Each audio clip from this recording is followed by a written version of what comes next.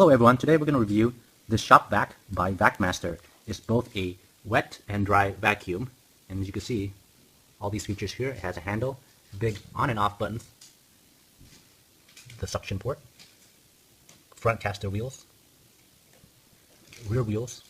You have the handle to take off the top, and one of my great features that I like is the auto cord rewind button right there. And the back we have the caddy that houses all these tools, so you can store all the tools on board. And here's all the accessories that comes with it. You have the HEPA filter, the cartridge filter, the foam sleeve for vacuuming wet liquids, dust bag, which is an optional accessory that you would need if you're vacuuming fine dust particles, but you don't have to use it for most ordinary day use. You got the floor combo nozzle, tool caddy, your extension wands, crevice tool, hose, and the dust brush. You got two of them. One's the round one, and one is like the rectangle type. So I've gone ahead and unboxed it. Of course, what's inside the box is the vacuum, the hose, the brushes, crevice tool, extension wand, caddy, the floor carpet tool there, cartridge filter, and the cartridge filter cover cap, and your filter bags, and your foam filter, and of course the manual. So it requires a very minimal assembly. You have the handle, which I had to put in and basically screw in these two screws, and put in the wheels. The wheel goes on into this notch here, and then you just put in the screw. Same thing for both sides. It comes with 4 screws, 1, 2, and of course the handle has 3 and 4 screws. That's it. And the front caster wheel just snaps onto place, and it's secured by just pushing it in pretty hard. I had to probably put in about maybe 20-30 pounds of pressure to put this in, so it's not going to come out. It's really sturdy. I'm not sure. Some people have mentioned that these fall off easily. I don't think so. I'm not sure. Maybe it wasn't pushed in all the way, but you know, it's going to take a considerable amount of force to pop these things out.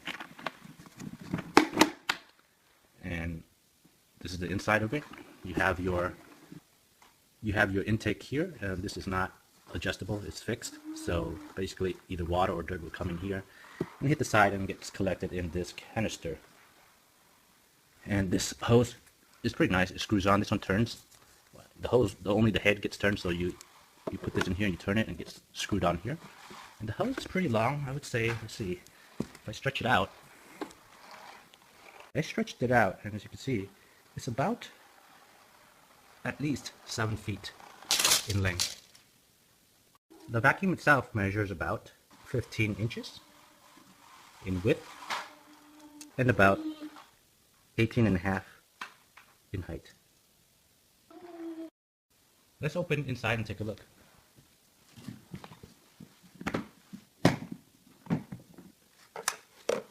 Now for dry vacuuming, you want to put in the cartridge filter. Just pops it in there. And these rubber grooves, or these rubber ridge, kind of just sits in this little ridge here, and it locks it in place. It doesn't matter what side you put in. It can be this way, or they're both the same. So once you have it in there, you want to go ahead and lock the filter in with this cap. So this part goes into the slot, and turn it clockwise to lock. So now it's fixed. So that's dry vacuuming. And the box, it came in this way already, so the cartridge filter was already in place. Now this vacuum has a HEPA filter, which is also in the back here. It's pretty nice, so you get clean air out. So to open this, you push it up, lift off the cover, and here is your HEPA filter. Put the filter back in.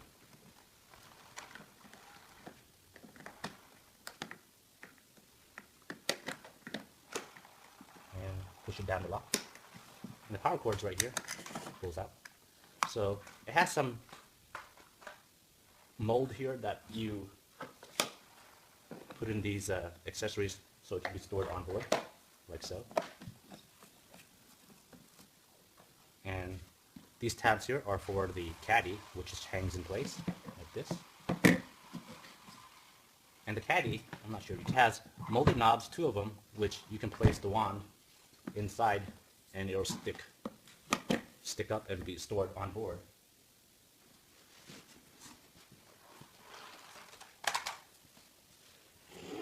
It has 2 molded knobs, but we have 3 wands, so I guess you have to place one and let it just sit and be loose. You can store the crevice tool, but the floor attachment is kind of too big to store in there, so that's one of the downsides. You can't store this anywhere. And also, of course, the hose is way too long and there's no place to store it, so you'll probably have to just, you know, kind of wind it up in a circle and just either place it on top or do something with it, or keep it in a separate box. But I'm not sure how to store this on board. I don't think you can. Now for wet vacuuming, we're going to have to take off the top part and change the filter and put in the foam instead of the cartridge. So let me just take all these other accessories out so you can have a clear view.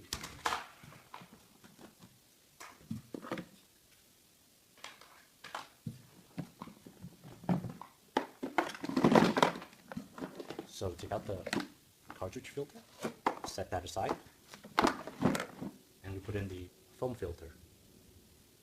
And this is for wet vacuuming. So according to the manual, you must put this or else you're going to ruin and burn out the motor. So put that here, and it goes back in and you can do your wet vacuuming. So I'm going to demonstrate and turn this on shortly. I'll put it back in the cartridge filter to do a dry vacuuming. It's nice and quick to change the filter, so that's what I like about this. It's locked on both sides. And let's plug it in. I'm going to pull out the power cord. It's pretty long. And we have this green wire. I think that probably indicates that it's probably going to almost reach its limit. I'm going to keep on pulling. Now the yellow one, and it's getting tighter, so the yellow means it's getting near its limit. And there we go. That's the maximum I can pull it. Measuring the cord length, it is at least 7 feet, but you notice how I folded the cord in half, so that's about 14 feet worth of cord. We're going to attach this hose now onto the intake port.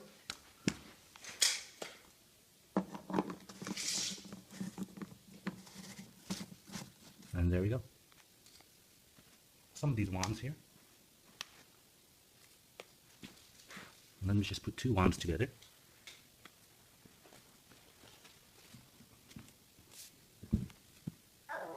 Each wand is about 14 inches, so you get 3 wands, making a total of about 42 inches.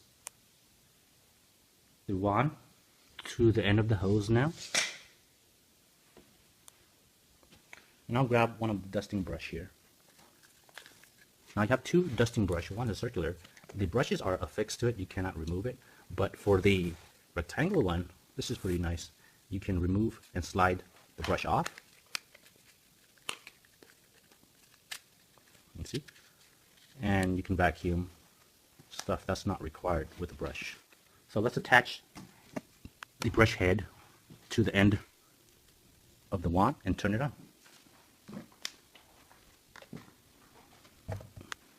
Okay, we'll push this button.